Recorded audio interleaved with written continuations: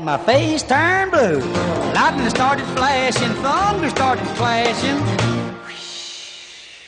I do defend and believe that the government should not be involved with institutional racism or discrimination or segregation in schools, busing, all of those things. But had I been there, there would have been some discussion over one of the titles of the civil rights. And I think that's a valid point, still a valid discussion, because the thing is if we want to harbor in on private businesses and their policies, then you have to have the discussion about, do you want to abridge the First Amendment as well? Woo boy! Dr. Rand Paul, fresh off his big victory for that Senate primary in Kentucky, for some reason decided it was important to go on the Rachel Maddow show, and he went on Rachel Maddow last night, and now everybody's talking about it. He joins us now. Dr. Rand Paul, how are you? Boy, no rest for the weary, I tell you.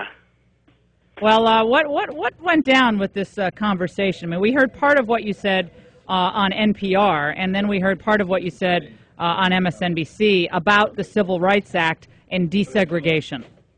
Well, the interesting thing is I have no idea why this is being brought up, because I don't favor any change in the civil rights legislation, nor have I promoted that. So it's kind of an interesting conversation that people want to talk about this.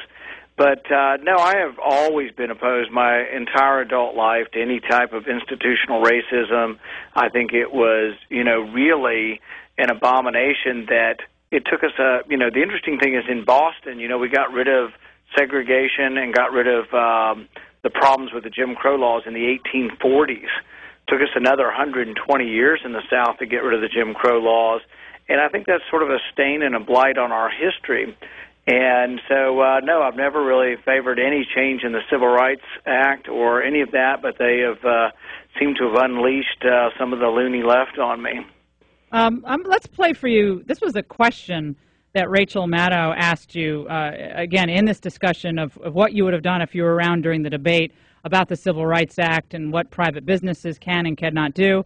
And she specifically focused on the Bob Jones University. Let's listen. Until the year 2000, Bob Jones University, a private institution, had a ban on interracial dating at their school. They're a private institution. If Bob Jones University wanted to bring that back now, would you support their right to do so? I'm going to give you a chance to answer it again, Dr. Paul. Any institution that takes public funding or is in the public venue doesn't have the right to discriminate. Was that exactly what you said last night? I'm not sure. We went round and around on the issue, and I think the problem with Rachel Maddow and most people from the left is they want to make this an issue about you supporting abhorrent practices, which I don't support.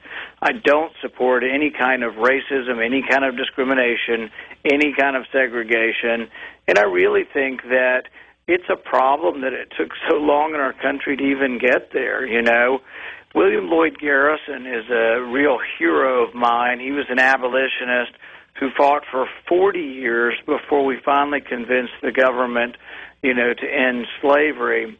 And he also fought to end segregation in Boston in the 1830s and 40s. And that's always amazed me that it took us so long in the South to get beyond that. And I think there was a need for federal intervention to say that you can't have segregation and that we shouldn't be doing that. So there's really nothing about these issues or constitutional issues that have been brought up in the past that really I'm in favor of revisiting at all. This is how you answered the question last night. Let's listen. Well, I think it's interesting because the debate involves more than just that, because the debate also... Mr. Paul, but the Commerce Clause point you made, I think, does go right to the heart of what we're seeing now with the constitutional challenges of the health care bill. And is that what you were getting at there? Yes, and the thing about the Commerce Clause is we used to say that commerce was things going on between the states. Originally, the Founding Fathers had the Interstate Commerce Clause put in the Constitution so we wouldn't have tariffs between states. But we ultimately made it to where now we use the Commerce Clause to apply to everything, including health care. I tell people often that if my shoes were made in Tennessee, they'll regulate my walking in Kentucky. And so really the Commerce Clause came to mean anything, and it also came to mean that there still are discussions going on. The other discussion we had is whether or not if you own your restaurant, you can make the decision not to admit people with guns. And because of some of the confusion over some of these issues, there are people now arguing that a private restaurant can't make those decisions because it's a public place, not a private place. So we have this debate still all of the time, but I think what gets lost in the debate is that in no way do I favor any type of institutional racism or segregation or discrimination or any of that.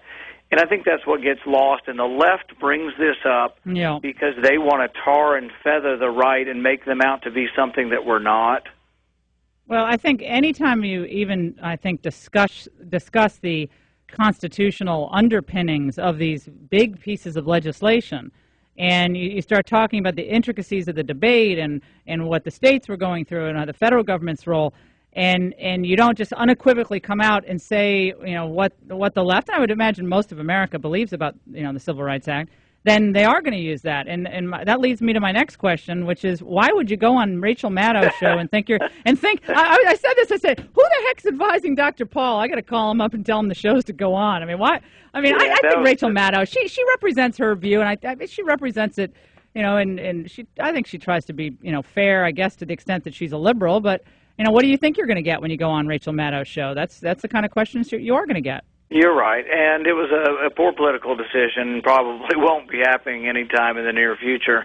Because they conflate things and want to say, oh, you believe in beating up people that were trying to sit in restaurants in the 1960s, and that's such a ridiculous notion and something that no rational person is in favor of, that she went on and on about that. But no, I think that this is settled. These are settled issues of the Civil Rights Act. I have no intention of bringing up anything related to the Civil Rights Act. I don't. Okay, and Dr. Paul. Civil Rights Act. Yeah. So, Dr. Paul, let's get this straight. You are not for a ban on interracial dating. Not for a ban on interracial dating. No. All right, we appreciate it, Dr. Rand Paul. Do you think the 64 Civil Rights Act, or the ADA for that matter, were just overreaches and that business shouldn't be bothered by people with the basis in law to sue them for redress? I think a lot of things could be handled locally. I think if you have a two-story office and you hire someone who's handicapped, it might be reasonable to let them have an office on the first floor rather than the government saying you have to have a $100,000 elevator. And I think when you get to solutions like that, the more local the better, and the more common sense the decisions are rather than having a federal government make those decisions. The left is all at Twitter, twittering all over the internet on Rand Paul's interviews yesterday. He was asked about the Civil Rights Act of 1964. He continues with us for just a few minutes. Then we have to get right to Newt Gingrich, who has a fabulous new book out called To Save America. Dr. Paul, just to wrap this up, because we had to kind of abruptly end the last segment because we ran out of time. If you were alive at that time, would you have voted for the Civil Rights Act? Yes, because I think the preponderance of the evidence was that we had some abhorrent things going on in our society, segregation, the Jim Crow laws. These things were so abhorrent that I think the South had failed and that the federal government did have a role in ending discrimination in all of these practices. And Dr. Paul, did you happen to see what happened yesterday with President Calderon coming to the White House, criticizing the United States, the Arizona law, and the president essentially agreeing with him? Yeah, I think he needs to mind his own business, and he's got a lot of problems in Mexico that he needs to take care of on his side of the border. Well, clean up your own house before you come up to someone else's house and start telling them to pick up the vacuum cleaner, right? Dr. Paul, hey, we appreciate your coming on, and I wouldn't waste so much of your time on MSNBC in the future. Thanks, Laura. All right, you take care.